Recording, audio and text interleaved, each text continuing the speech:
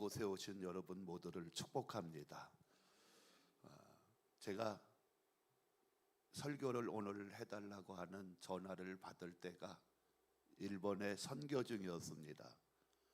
목사님들, 사모님들에서 한 30분 이상을 모시고 일본에 선교 중이었는데 그때 제가 그 선교를 준비하게 된 이유가 뭐냐면, 학교에서 기독교의 챕을 강의하면서 일본의 어떤 우리 조선 근대화 때의 근현대사에 일본에서 거쳐서 선교사들이 들어왔고, 조선의 마게도냐인이라고 하는 이수정이라고 하는 그분이 일본에서 세례를 받고 신앙생활하고 마가복음 성경을 번역했던, 그래서 그 이수정이 번역한 마가복음 성경을 가지고 아펜젤로 언더우드가 제물포항에 처음 선교사로 들어오는 이러한 가정을 한번 뒤밟아보고 싶었습니다.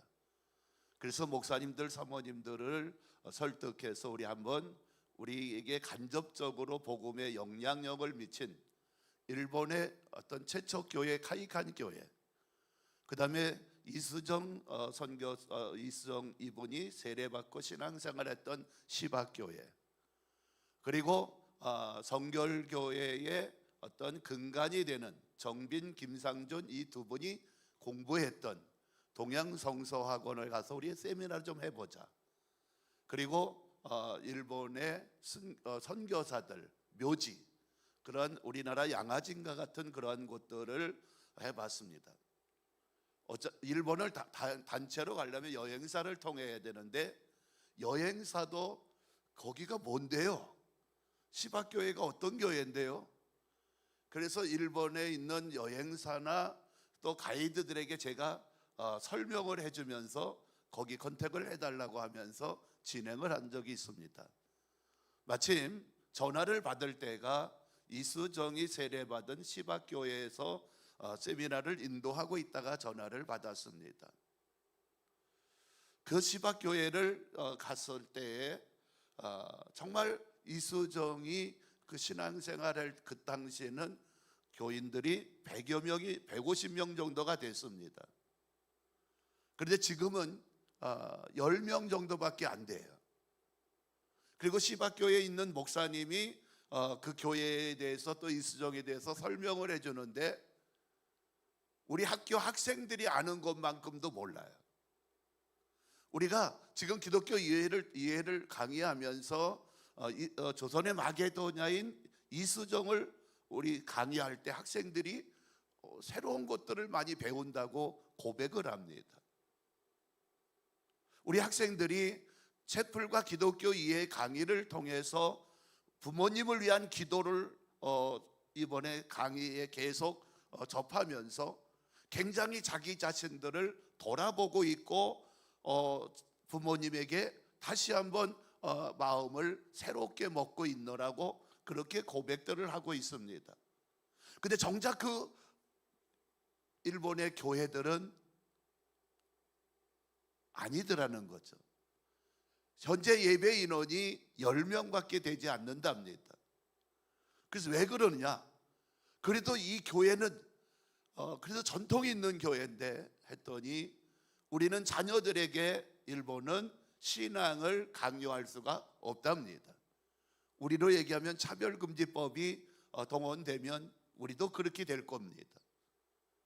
노인 10분이 모여있는 교회, 동경성서학원을 갔습니다. 한때는 수백 명이 공부하던 그러한 신학교입니다. 근데 지금도 거기도 직원까지 13명이 남았답니다. 학생, 직원 다 합쳐서 13명이. 이게 일본의 기독교의 현주소입니다. 정말 일본이라고 하는 곳을 제가 가이드하며 우리 목사님들에게 설명하면서 우리 근현대사를 가이드하면서 목사님들도 깜짝 놀래요. 우리가 모르는 부분이 너무 많다는 거예요. 그런데 정말 마음이 아팠던 건 일본의 복음이 사라지고 있더라는 겁니다. 아니, 복음이 사라진 정도가 아니라 여기에 복음이 있나 하는 안타까움을 가지고 왔습니다. 그곳에서 가이드하면 목사님들의 사모님들에게 우리 한국 심각합니다. 한국의 교회를 위해서 우리 기도하셔야 합니다. 또 학생들에게 복음을 가르치는 크리스찬 미션 학교들을 위해서 기도하셔야 됩니다. 그래서 목사님들, 사모님들이 굉장히 도전을 받았던 그러한 기회가 있었습니다. 반면에 여기 계신 모든 분들 정말 복된 분들입니다. 이 아침에 이 자리에 어쨌든 어떤 경로로 왔든 어떤 방법으로 왔든 이 자리에 있는 것이 축복입니다. 왜냐? 제가 대학은 경영학을 전공했습니다. 경영학에 다니는데 미션 학교라서 그 학교는 수업을 시작할 때 기도를 하고 시작합니다. 그런데 생산관리 교수님이 처음 부임해 오셔서 강의를 들어오셨는데, 강의 중에 기도를 먼저 하고 강의를 시작해야 되는데 이분이 학교는 미션 학교에 왔지만 신앙이 없었습니다. 학교에서 기도를 하고 수업을 시작하라는데 이분이 박사님이지만 교수님이지만 기도를 땀을 찔찔 흘리면서 말을 더듬으면서 어떻게 기도하는 건가 할 정도로 헤매셨습니다. 질질 끌다가 그냥 중언부언하다가 마지막 기도를 하나님의 이름으로 기도했습니다 이러고 마치더라고요. 기도를 안 해본 거예요. 강의 끝나고 제가 쫓아나갔습니다. 교수님, 굉장히 이분은 실력 있는 분인데 고개를 푹 숙이고 나가요. 기도가 힘들어서.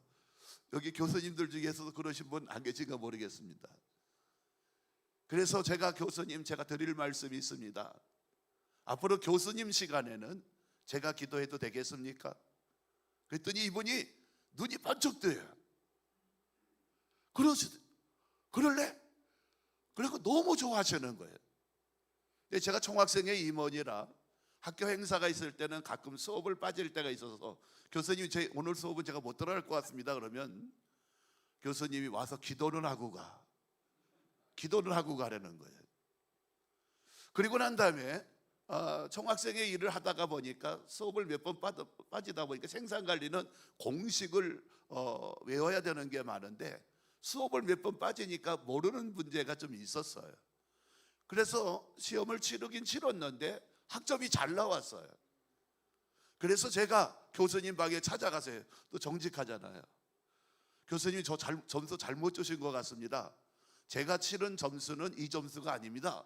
그랬더니 교수님이 자네 시험 성적은 그렇지만 자네 인격과 실력은 이 점수가 돼.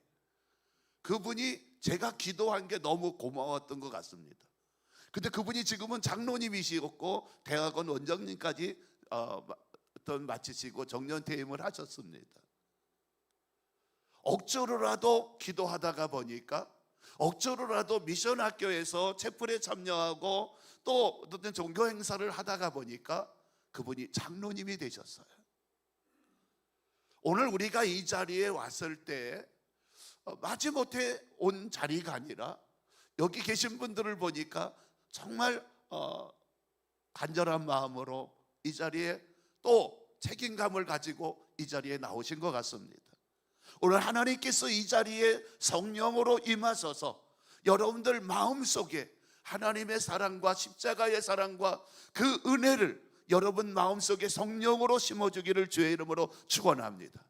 여러분 마음속에 주님의 은혜가 임할 때에 여러분이 고민하고 염려하던 문제와 걱정들, 여러분들을 힘들게 했던 모든 저주의 쇠의 사슬들, 모든 연단과 시험들이 나사렛 예수 이름으로 떠나가기를 주의 이름으로 축원합니다. 그 하나님의 사랑을 우리가 알아야 돼요. 우리가 주님 아는 것이 정말 중요합니다. 그냥 예수님을 알고 그냥 미션 학교니까 이런 행사에 참여한다가 아니라 이왕이면 이 자리에 왔으면 하나님이 어떤 분인지, 그분이 나와 무슨 상관이 있는지 우리는 알아야 합니다. 예수님께서 이제 가이사랴 빌립보 지방에서 이제 십자가의 사역을 이루기 위하여, 대속 사역을 이루기 위하여 예루살렘으로 올라가시는 중에 제자들에게 질문합니다. 사람들이 나를 누구라 그러냐? 예수님은요, 두 가지를 알고 싶으셨어요. 하나는 이제 십자가의 대속 사역을 이루기 위하여 예루살렘에 올라가시는데 사람들이 나를 누구로 알고 있느냐? 그리고 제자들은 나를 누구로 알고 있느냐? 그리고 내가 이제는 하늘의 비밀, 하나님께서 예수님에게 주신 그 십자가의 사역을 이루게 하는 일에 동력자가 누군가? 내가 누구랑 마음 터놓고 이야기할 수 있을까? 그래서 예수님은 제자들에게 사람들이 나를 누구라 하느냐 질문하신 겁니다. 여러분, 부모님이 자녀에게 질문할 때, 또 교수님들이 학생들에게 질문할 때 저놈 골탕 좀 먹어라, 저놈 좀 내가 망신 줘야지, 그리고 질문하는 분은 없습니다. 대부분 학교에서 우리가 어떤 질문을 할 때 교육적 시험입니다. 이제 다음 주는 중간평가가 오는데 교육적이잖아요. 점수를 잘 받고 또 나름대로 준비하면 더 나은 진로를 저들이 결정할 수 있지 않습니까? 예수님은 우리를 넘어지게 하고 파괴하고 망하도록 질문하시는 분이 아닙니다. 주님이 내게 뭔가를 요구하셨을 때, 주님이 나에게 질문하셨을 때는 그것은 교육적 시험입니다. 더 축복하고 싶으셔서, 더 귀하게 쓰고 싶으셔서 주님은 그렇게 하시는 겁니다. 그래서 주님께서 물으셨을 때에 여기 제자들이 뭐라 그래요? 엘리야라고 하기도 하고요, 또 에레미야라고 하고도요, 세례 요한이라고도 그러던데요. 그랬어요. 엘리야는 갈멜산에서 850대 1로 싸웠던 사람입니다. 이단과 적그리스도와 싸웠던 사람입니다. 그런데 그런 850대 1로 기도의 싸움을 했을 때 엘리야가 하나님의 응답을 받고 불이 내려와 재물을 태우는 그러한 놀라운 은혜를 힘입었던 자고, 그가 기도할 때 3년 6개월 동안 비가 오지 않았고, 그가 다시 기도할 때 3년 6개월 동안 오지 않던 비가 다시 내리게 했던 사람이 엘리야라고 하는 능력의 선지자입니다. 사람들이 생각할 때 예수님이 가니까 병이 고쳐지고 귀신이 떠나가고 또 오병이어의 기적이 일어나고 풍랑을 잠잠케 하는 걸 보니까, 그리고 예수님이 자주 그 바리새인 서기관들을 향하여 노하시는 걸 보니까 불의 선지자, 능력의 선지자, 바로 에레미야 같다. 근데 그 에레미야가 메시아가 오실 때가 되면 그 에레미야가 다시 나타나서 주의 길을 예비한다고 했다. 그러니까 사람들은 혹시 저 사람 엘리야 아니야? 이렇게 이야기했던 겁니다. 또 세례 요한도 설교를 잘하고 세례 베풀었고, 그 다음에 굉장히 그가 많은 사람들을 설교로 회개시켰던 사람입니다. 예수님도 계속해서 독사의 자식들아 책망하며 그들을 향해서 복음을 전할 때에 그들이 예수님께 돌아오는 일들이 많았고, 그리고 그 세례 요한으로 인해서 많은 어떤 예수님의 길이 예비됐습니다. 그래서 그 예수님도 설교하시는 것 보니까, 많은 사람들에게 복음을 전하는 것 보니까 세례 요한 같다. 또 에레미야, 마카비서에 보면, 또 말라기서에 보면 에레미야라고 하는 선지자는 눈물의 선지자인데 예수님도 수시로 우셨잖아요. 예루살렘아 예루살렘아, 예루살렘 시내를 바라보며 예수님도 우셨습니다.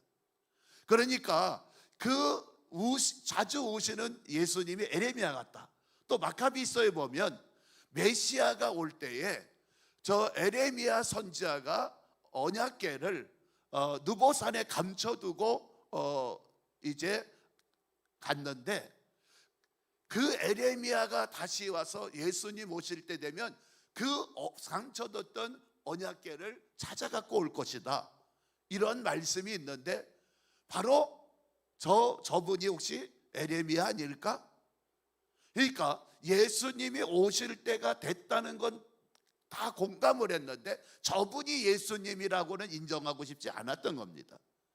에레미야다, 엘리야다, 세례 요한이다 했던 거예요. 예수님이 볼 때에 그 질문에 대한 답도 대단한 거라고 생각하실 수 있겠는데 예수님은 실망하셨어요. 그러면 너희는 나를 누구라고 생각하느냐? 너희는 나를 누구라고 생각하느냐? 여러분들이 이 자리에 왔는데 예수님이 여러분과 어떤 관계십니까? 정말 여러분이 예수 그리스도를 나의 주로 영접하셨고 예수님의 십자가 보혈을 인격적으로 만났느냐는 거예요. 제가 고등학교가 미션을 다녔는데 학교에서 그 당시는 교회 가서 도장 받아오래요. 도장 받아 갖고 오는 것 때문에 교회를 나갔습니다. 뭐 도장 받으러 매주 나갈 리는 없잖아요. 한 학기에 몇 번만 가면 되니까, 그래서 고등학교 1학년 때 교회를 서너 번 갔던 기억이 있습니다. 교회를 그래도 서너 번 갔다고 하는 것 때문에 친구들이 성탄절 때, 야 병호야, 성탄절 교회 행사 재밌는데 너 올래? 친구들이, 특히 여자친구들이 많이 저를 권면하니까, 그래 친구가 오랬는데 안 가요? 알아서 갈게. 그리고 갔어요. 친구 따라서 교회를 갔는데 그날 학생회 총회가 있었습니다. 학생들이 한 20명 모였는데 학생회 총회를 하는데 목사님한테 오다가 떨어지기를, 올해부터는 학생회장을 고등학교 2학년을 시켜라. 3학년은 입시 준비해야 되니까 2학년 시키라고 그래요. 그래서 그 말씀이 떨어졌다고 하고 사회자가 그 얘기를 하면서 이렇게 보니까 고등학교 2학년 올라갈 남자는 저 하나예요. 그러니까 다 여자애들이 저를 쳐다봐요. 왜 뭐? 그랬더니 야, 고등학교 2학년 올라갈 남자 너밖에 없네? 세상에. 학생회장이 됐습니다. 그랬더니 그 다음날 내가 애들한테, 야 해도 너무하는 거 아니냐, 니네 장난이냐, 기도도 어떻게 할지 모르고 내가 교회 나와봤자 서너 번 나온 내가 무슨 학생회장이냐. 그랬더니 여학생 친구 애들이 다 써준대요. 읽기만 하래요. 그래서 읽었어요. 근데 이상하죠? 목사님도 연로하셔서 학생회 안 나오셔요. 근데 학생들이 늘어나요. 재미있게는 잘하는가 봐요. 제가 운동 정하니까 운동하고, 예배 끝나고 나면 애들하고 놀러 다니고, 그러니까 애들이 교회 가야 재미있다고, 복음 때문에 온 게 아니라 재미있다고 그러니까 애들이 나온 거예요. 학생회장이 되니까 주일날 목사님이 오니까 기가 막힌 거예요. 당신이 고등학교 2학년 올라갔네, 학생회장 시키라고 그랬지만 제가 될 줄 목사님이 아셨겠어요? 그러니까 너 세례 안 받았지? 세례가 뭔데요? 야, 학생회장 하려면 세례 받아야 돼. 그러면 어떻게 해야 되는데요?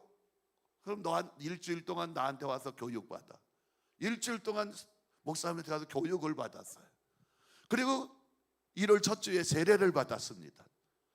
세례 받고 나니까 목사님이 하시는 말씀이, 야, 너 세례 받았는데 주일학교 교사도 해라. 여러분들 주일학교 교사가 가당키를 합니까? 주일학교 교사를요? 야, 할 수 있어. 그러니까 제가 생각할 때 애들 조용히 시키고 업어주고 안아주는 건 할 수 있잖아요. 왜 그랬느냐면 그걸 제가 허락한 이유가 하나가 있어요. 제가 어렸을 때에 굉장히 개구장이다가 보니까 말썽을 좀 많이 폈고, 어렸을 때 교회 한 번 안 가본 사람 없잖아요. 성탄절 때 뭐 부활절 때 뭐 선물 주니까 갔어요. 과자 주니까. 그런데 어느 날 굉장히 장난을 많이 치다가 보니까 교회의 어떤 이런 하얀 벽에 막 흙탕물을 뿌리는 일 하는 그 지도가 그려지는 게 재미있었던 거예요. 그래가지고 흙탕물을 뿌리고 있는데 누가 뒷덜미를 딱 잡아요. 야, 혼났다, 이제 나 이제 또 몇 대 맞겠다 하고 눈을 감고 있는데 아무런 액션이 없어요. 그래서 왜 그런가 하고 이렇게 쳐다봤더니 그 나를 목덜미를 잡은 선생님이 남자 선생님인데 울고 있어요. 눈물이 뚝뚝 떨어져요. 이놈아, 너 예쁘다고 안아주고 사탕도 줬는데 너 왜 그러니? 그 소리를 듣는 순간 너무 충격적이었어요. 그 얘기 듣고 그냥 집에 보내줘서 집에 왔어요. 지금까지 저는 그 선생님의 눈물을 못 잊어요. 이놈아, 내가 너 예쁘다고 안아주고 사탕 줬는데 너 왜 그러니? 그 소리 때문에 제가 목사가 됐어요. 그래가지고 그래, 나도 그런 선생님 할 수 있어. 교회 4번 정도 나간 사람이 주일학교 교사가 됐으니 오죽했겠습니까? 그런데요, 이제 학교에 가니까 학생회장이라고 연합회, 의정부 기독교 학생연합회에 나오라는 거예요, 친구들이. 거기 나가다 보니까 연합회 3학년 때 회장이 됐고 그 학교의 전체 종교부장이 됐어요. 총학생회 종교부장이 됐어요. 나는 교회 다닌 지 이제 1년, 2년밖에 안 됐는데, 그리고 이제는 신학을 하라고 막 푸시가 와요. 근데 선생님 한 분이 전체 종교부장을 하니까 선생님이 교련 선생님인데 이분이 나중에 알고 보니까 어떠한 종말론자예요. 야, 너 구원 받았니? 뭐 구원이 뭔지 내가 뭐 알게 뭐예요. 그래서 난 교회 다녀요. 그랬더니 아니, 교회 다니는 거 말고 구원 받았니? 그래서 네, 그냥 뭐 뭔지도 모르지만 하여튼 뭐 교회 다니까 네 그랬어요. 그랬더니 몇 날 며칠 몇 시에 구원 받았니? 너 오늘 죽어도 천국 갈 수 있니? 계속 질문하는데 대답을 못했어요. 나는 그동안 교회 재밌게 다녔는데, 교회 다니면 친구도 사귀고 여가 선영도 되고 좋은 말씀 듣고 뭐 좋은 게 많았는데, 그 말을 듣고부터 고민하기 시작했어요. 그런데요, 이제 그렇게 해서 50년, 60년이 된 지금, 50년이 지난 지금 돌아보니까 하나님께서 나를 붙잡고 계셨고 한 계단 한 계단 믿음으로, 은혜로, 또 사명으로 인도하셨어요. 순간순간은 이놈 학교는 뭐 이래, 무슨 교회 가서 도장을 받아오라 그러고, 뭐 이놈 학교가 무슨 종교의 자유가 있지. 지금 강의할 때 학생들이 그래요. 종교의 자유가 있는데 왜 나한테 기독교를 강요해? 저도 그랬으니까요. 근데 시간이 흐르면서 내 인생을 생각하게 되고 인간이 무엇인가를 생각하게 되는 거예요. 그래서 그 하나님이 어떤 분인가 성경을 읽게 되고 기도하다가 하나님의 은혜를 체험하게 되고, 그 은혜를 체험하고 나니까 세상 그 무엇을 주고도 바꿀 수 없는 정말 나는 소중한 존재고 내 인생은 정말 축복된 인생인 걸 알았어요.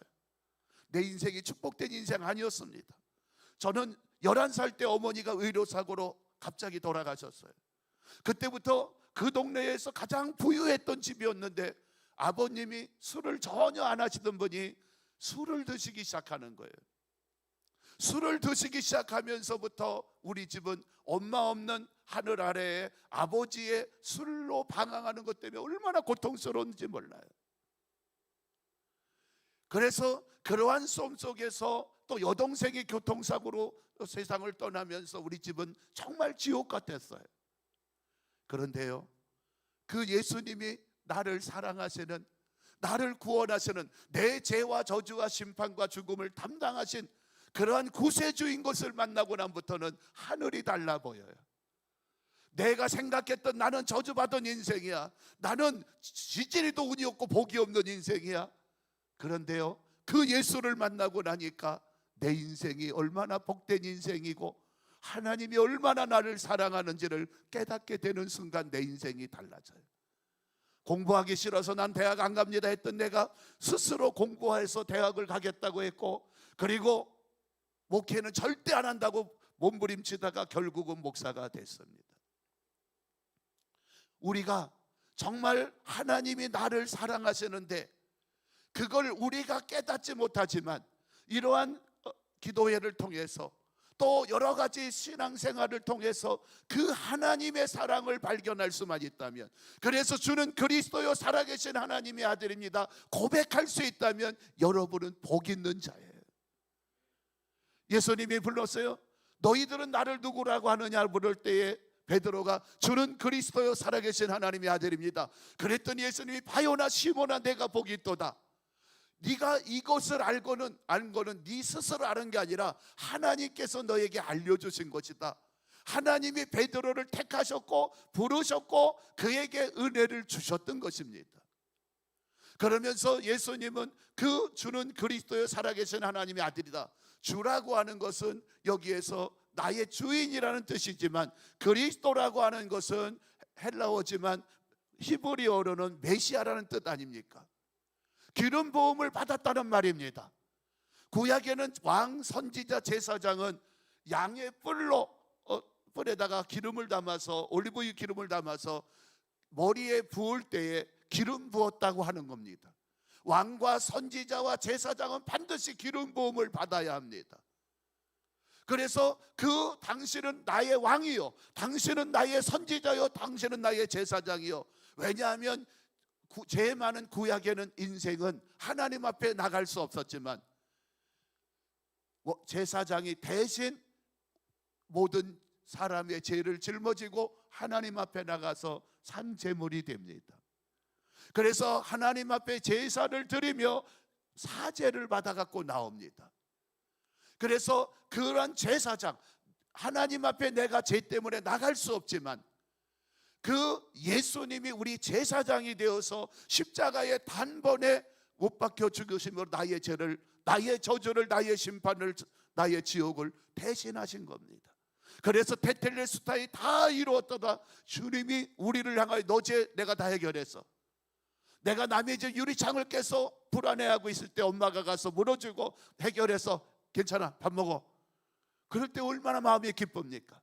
내 죄, 내 저주, 나의 모든 저주받은 인생을 예수님이 대신 대속하셨다고 하고, 이제는 걱정하지 마, 너에게 영원한 생명을 줄 거야. 오늘 죽어도 천국 갈 거야. 내가 늘 너와 함께 할 거야.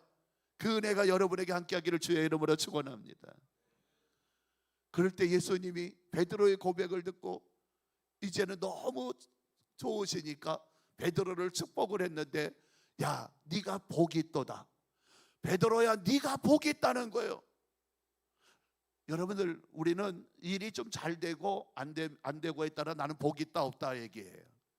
재수가 있다 없다 얘기해요. 여러분들, 기독교는 재수 복 관계없어요. 기독교의 복은 하나님의 은혜 안에 있으면 하나님이 내게 주시는 게 복이에요. 그렇기 때문에 복은 하나님이 모든 우리를 위하여 주시고자 예비한 복을 내가 마음을 열고 영접하면, 영접하는 자 곧 그 이름을 믿는 자들에게는 하나님의 자녀가 되는 권세를 주셨으니 내가 마음을 열고 그 복을 받으면 돼요. 세상에는 복은요, 우리가 돈이 있다 없다, 건강이 있다 없다, 사업이 잘 된다 뭔데다, 내가 하는 일이 잘 된다, 이거에 따라 복의 기준이지만 우리 기독교의 복의 기준은 내가 하나님의 사랑 안에 있으면 되는 겁니다. 하나님이 내 인생과 동행하시고 하나님이 나와 동행하시는 거예요. 사도행전 10장에 보면 고넬료 이야기가 나오는데, 고넬료는 이달리아의 군대의 백부장입니다. 근데 그는 경건하여 하나님을 경외하는 자고 또 이웃을 많이 구제하는 자였어요. 여기에서 경건이나 경외라고 하는 건 화이트 타임을 얘기하는 게 아니에요. 그것은 십계명을 지키는 자라는 거예요. 존 칼빈은 그러한 경외라고 하는 말을 이야기하기를 뭐라고 이야기했냐면 십계명을 지키는 거다. 1계명부터 4계명까지 주 너희 하나님을 섬겨라, 그 하나님의 다른 신을 섬기지 말아라, 안식일을 거룩하게 지켜라, 하나님을 섬기는 거예요. 5계명부터는 5계명은 이제 하나님과 인간의 중복되는데 아버지 부모이죠. 부모에게. 그다음에 10계명까지는 이웃과의 관계예요. 오늘날 한국의 기독교는 나 예수 믿어요. 근데 신앙 고백이 없어요. 그러니까 예배할 때는 교회 올 땐 장로님, 권사님 같은데 새 직장에 가고 어떤 사회에 나가면 예수 믿는 사람 맞나? 이래요. 삶과 신앙이 따라주지 않아요. 그런데 정말 하나님을 경외하는 자, 두렵고 떨림으로 하나님을 섬기고 그 하나님과 동행하며 하나님 말씀에 순종하는 자는 삶으로 신앙을 고백하게 돼 있는 거예요. 예배로 고백이 아니라 우리 삶이 신앙의 고백이 있어야 합니다. 나는 그리스도인입니다. 나는 예수 믿는 자입니다. 이 고백이 필요한 거예요. 혹시 이 자리에 여러분이 학교에 와서는 그래도 나는 크리스찬 같이 보이지만 정말 남들이 나를 크리스찬으로 인정해 주느냐는 거예요. 근데요, 성령은 열매를 보호한다 그래서 내가 믿느냐 안 믿느냐, 이 신앙 고백은요, 남들이 나를 볼 때 저 사람은 크리스찬이야 인정할 수 있어야 돼. 왜냐하면 성령을 받은 건 열매가 나타나요. 갈라디아서 5장 22절에 성령의 열매는 하고 9가지 열매가 쭉 나야 돼. 그 열매가 없다면 신앙 고백이 잘못된 거예요.